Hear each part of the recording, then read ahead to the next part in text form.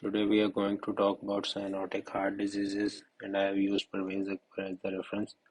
So the mnemonic is T's. First we have truncus arteriosus, transposition of great vessels, tricuspid atresia, and teratology of Fallot. Truncus arteriosus is for one vessel. So we have one combined vessel with line VSD in between. So it has ejection systolic murmur and biventricular hypertrophy and single loud S2 sound because there is no pulmonary or aortic component, so there is single S2, and we have the anticonjunctives for the treatment if the pulmonary blood flow is very much increased. So for one vessels we have truncus arteriosus. Now second one is transposition of great vessels, and it is the defect of two vessels, aorta which arises from right ventricle and pulmonary which arises from left ventricle. Normally the pulmonary artery arises from right ventricle whereas aorta arises from left ventricle, but in this we have opposite. So there is patent ductus arteriosus or VSD or ASD for the kid Neonate. to survive. The prostaglandin PGE1 is given L-prostadil, which is to keep the patent ductus arteriosus intact, and the heart is egg-shaped, and there is immediate cyanosis after the birth. Egg-shaped heart is on X-ray, and pulmonary vascularity is increased as the blood from left ventricle is enough for the lung field, so the pulmonary vascularity is increased, and we have the correct the hypothermia and surgery for within the 2 weeks. Either the mustard procedure or Rashkind procedure is done, which is with the atrial septal treatment, and if there is no VST, then we can total repair arterial switch can be performed. If there is no VST, there will be more hypoxia. As I told you, that patent ductus arteriosus is, or VST or AST is normal. The most important thing is that these are most common in the births given by diabetic mother. Next is tricuspid atresia, and tricuspid atresia is that there is closed tricuspid valve. There is no tricuspid valve, so there is right ventricle which is underdeveloped. So echocardiography is the diagnostic tool, and left-sided ventricle is hypertrophied as more blood is entered in it. And anticoagulants is given for CCF, and PGE1 is to reduce the blood flow to pulmonary vessels. Next we have is teratology of Fallot, which is very important, and the mnemonic for teratology of Fallot is drop. So from P we have number one, that is pulmonary stenosis, which leads to diminished pulmonary vascularity. Next is O. O is open ventral septal, which is VST's open septal defect. So you can see here that in 3 we have open septal defect.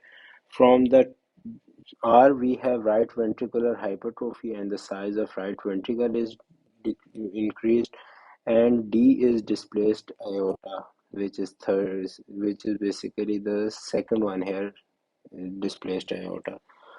Now next we have is if there is ASD atrial septal defect, then there is pentad of Fallot. If these have one more defect as the atrial septal defect, then it is pentad of Fallot. And drop these all features lead to systolic thrill and pulmonary stenosis, which these I will explain in the next video, how soft P2 and loud P2 of all these in next videos. Now the common symptom for this one is death spell, is hypoxemic spell, and the patient or the kid assumes the squatting position like shown in this picture. As this increases the blood flow to the lungs, and there is the mnemonic that boot is falling. So in Fallot we have boot-shaped heart on X-ray. Remember that. And next for the medical treatment of this one is hypoxemic spell is knee chest position, squatting position, or morphine sulfate subcutaneous, which lowers the sympathetic drive. And for acidosis we use bicarbonate. For the surgery, palliative Belloc tracing shunt, which is a pulmonary artery to systemic artery shunt, right subclavian artery, is shunted along with the trunk, pulmonary trunk or pulmonary artery. Next is corrective. Within 3 months to 2 years, we can perform the correction of VSD and pulmonary outflow. Next is abstain anomaly. For the abstain anomaly, we have B, S, and T in the word abstain, and B is for box-shaped heart, S3 and S4 is for the sounds of the heart, and tricuspid is malformed due to which there is a decreased pulmonary blood flow, and PGE1 is given also in this one to keep the patent ductus arteriosus intact. Next we have total anomalous pulmonary venous connection, and we take word A and then V and then join it, and it looks like this, and this is either we can take it as figure 8 pattern or snowman figure pattern. Here are the pictures. You can see truncus arteriosus. There is one vessel, so it is the number 1, and here we have right ventricle and left ventricle are both pumping blood here into the circulation through one combined vessel. Next is the transposition of great vessels, and the mnemonic is transporting eggs. So it has egg-shaped heart. It looks like this, egg-shaped heart on X-ray, and PDA shunt is important for the survival, and the PDA vascularity is increased, and aorta rises from right ventricle, whereas pulmonary artery rises from left ventricle, and that's why we have increased pulmonary vascularity. Next we have is tricuspid atresia, and there is malformation of tricuspid valve and leading to small underdeveloped left ventricle, right ventricle, and overdeveloped left ventricle, and there is VST in between.